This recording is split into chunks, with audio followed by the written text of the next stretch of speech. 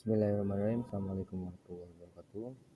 Perkenalkan, saya Ubaidillah. Saya ingin membahas tentang sebuah materi, yaitu bahasa, kutipan, dan daftar pustaka. Yang pertama akan membahas tentang bahasa.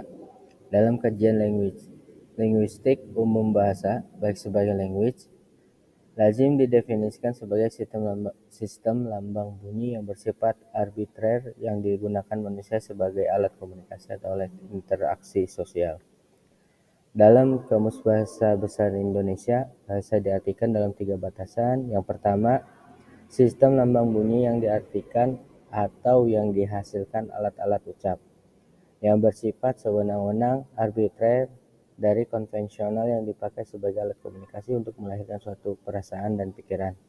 Kemudian yang kedua yaitu perkataan-perkataan yang dipakai oleh suatu bangsa dalam suatu negara, daerah, dan sebagainya. Kemudian yang ketiga yaitu percakapan atau bisa dibilang perkataan yang baik, sopan santun, tingkah laku yang baik. Untuk fungsi bahasa, secara umum fungsi bahasa adalah sebagai alat komunikasi, bahkan hal ini dapat dipandang sebagai fungsi utama bahasa.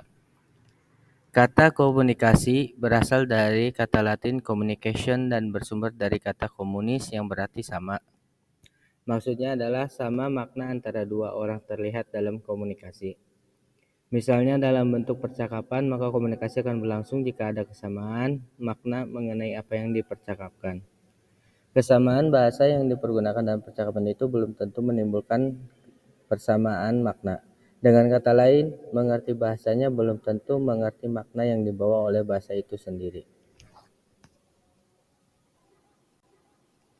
Adapun penggunaan bahasa, yang pertama penggunaan bahasa asing dan daerah, kemudian penggunaan peristilahan, ketiga penggunaan tata bahasa, keempat penggunaan dan penyikatan kata, yang kelima penggunaan ejaan dan transliterasi, yang keenam tanda baca dan kapitalisasi, yang ketujuh aksentuasi, yang kedelapan gaya penulisan karya ilmiah. Selanjutnya yaitu membahas tentang kutipan.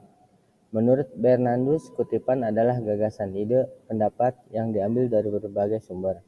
Proses pengambilan gagasan itu disebut mengutip. Gagasan itu bisa diambil dari kamus, ensiklopedi, artikel, laporan, buku, majalah, dan lain sebagainya. Menurut Wasti, kutipan adalah ambil alihan konsep atau pendapat orang lain sebagaimana tertulis dalam karya tulisnya kata demi kata. Kutipan di samping dimaksudkan sebagai penguat atau pendukung bahasan, juga dapat berfungsi sebagai upaya penekanan arti penting dari apa yang dikemukakan oleh penulis yang mengutip. Teknik penulisan kutipan. Ada beberapa teknik penulisan, yaitu yang pertama kutipan secara langsung, kutipan secara tidak langsung, kutipan pada catatan kaki, kemudian kutipan atas ucapan lisan, kemudian kutipan dalam kutipan, dan yang terakhir kutipan langsung pada materi.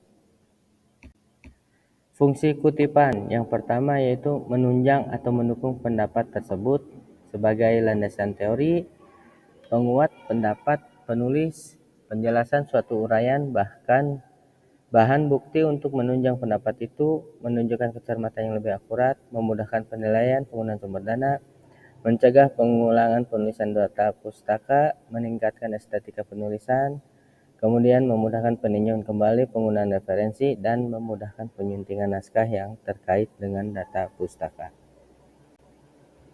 Prinsip mengutip. Yang pertama yaitu penulis jangan terlalu banyak mengutip sehingga tulisan yang disusun menjadi suatu himpunan kutipan. Yang kedua, kutipan dianggap benar jika penulis menunjukkan tempat atau asal kutipan sehingga pembaca dapat mencocokkan kutipan dengan sumber daya asli. Yang ketiga, kutipan hendaknya diambil seperlunya agar tidak merusak uraian sebenarnya. Yang keempat, kutipan yang panjang sebaiknya dimasukkan dalam lampiran. Yang kelima, menghilangkan bagian kutipan diperkenankan dengan syarat bahwa penghilangan bagian itu tidak menyebabkan perubahan makna. Yang selanjutnya yaitu tentang daftar pustaka. Daftar pustaka adalah sebuah daftar yang berisi judul buku-buku, artikel, artikel, dan bahan-bahan penerbitan lainnya yang mempunyai pertalian dengan sebuah karangan atau sebagian dan karangannya telah digarap. Menurut Nini Kuntaro, daftar pustaka bibliografi adalah salah satu teknik notasi ilmiah yang merupakan kumpulan sumber bacaan atau sumber referensi saat menulis karangan ilmiah. Fungsinya yaitu memberikan informasi bahwa pernyataan dalam karang itu bukan hasil pemikiran penulis sendiri, kemudian memberikan arahan bagi para pembaca buku atau karya tulis yang ingin meneruskan kajian atau melakukan pengecekan terhadap sumber aslinya. Kemudian fungsi selanjutnya yaitu memberikan apresiasi atau penghargaan terhadap penulis buku atau karya yang tulis yang dirujuk. Kemudian selanjutnya menjaga profesionalitas penulis terhadap karya tulisan yang telah dibuat. Selanjutnya melihat kebenaran bahwa yang dikutip, tentu saja penyusunan sebuah daftar pustaka harus mengedepankan asas kemudahan. Oleh karena itu diterbitkanlah sebuah format atau cara penulisan daftar pustaka. Unsur-unsurnya yaitu yang pertama nama pengarang, yang kedua judul buku termasuk judul tambahan, kemudian data publikasi, nama penerbit, tempat terbit edisi buku tersebut, nama yang mencantumkan kata bin atau binti, maka yang dicantumkan di depan penulisan daftar pustaka adalah nama yang tercantum setelah kata bin atau binti tersebut. Selanjutnya, nama pengarang memiliki nama majemuk, nama keluarga berada di bagian depan. Nama seperti nama-nama orang Cina, maka tidak perlu ada pembalikan nama dalam penulisan daftar pustaka. Yang selanjutnya, penulisan nama-nama pengarang dari Eropa yang memiliki kata depan, kata sandang, atau perpaduannya juga memiliki peraturan tersendiri dalam penulisan daftar pustaka. Selanjutnya itu sumber informasi. Sumber informasi yang ditulis adalah sumber yang relevan yang dibaca, diacu dalam penelitian ataupun laporan. Tidak semua sumber informasi mempunyai dasar ilmiah yang dapat diandalkan dan dipercaya. Sebaiknya sumber informasi yang dipakai adalah sumber primer bukan sekunder. Jika sumber primer tidak berhasil didapatkan, sumber sekunder dapat digunakan. Selanjutnya jenis-jenis daftar pustaka. Menurut beberapa kelompok, yang pertama kelompok textbook, yaitu penulis perorangan, kumpulan karangan beberapa penulis dengan editor, buku yang ditulis atau dibuat oleh lembaga, kemudian buku terjemahan. Yang kedua kelompok jurnal, yaitu artikel yang disusun oleh penulis, kemudian artikel yang disusun oleh lembaga. Yang selanjutnya kelompok makalah yang dipresentasikan dalam seminar. Kemudian yang ketiga kelompok disertasi atau tesis. Yang keempat kelompok makalah atau informasi dari internet.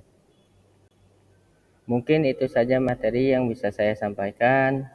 Selebihnya kurang maaf jika ada kesalahan. Wabillahi taufiq wal hidayah. Wassalamualaikum warahmatullahi wabarakatuh.